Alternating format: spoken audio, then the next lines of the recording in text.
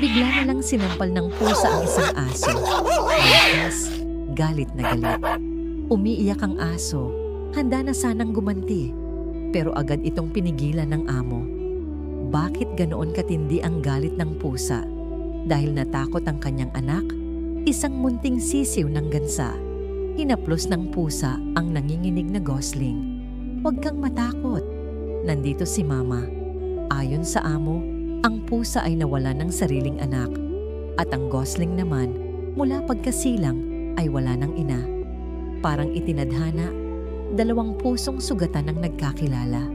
Simula noon, hindi na sila mapaghiwalay. Inaalagaan ng pusa ang gosling na parang sarili niyang anak. Nililinis niya ito, binibigyan ng pagkain, at tinutulungan pa kapag may dumi sa katawan.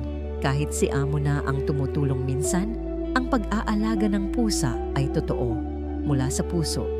Parang isang bodyguard, hindi umaalis sa tabi ng kanyang anak. Handa siyang harapin kahit sinong mangapi. Laking tuwa ng gosling, ligtas siya, masaya, at minamahal. Sa sobrang lapit nila, nakalimutan na ng gosling na siya'y hindi pusa. Ngunit isang araw, may masakit na plano si amo. Ihiwalay sila. Dahil baka raw paglaki, gawing adobo si gansa. Inilagay siya sa grupo ng ibang mga gansa. Pero hindi niya matanggap. Hindi niya sila kinikilala.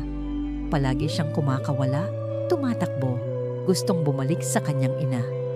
Nakita ito ng amo at sa huli, naantig rin siya sa tunay na pagmamahal nilang dalawa.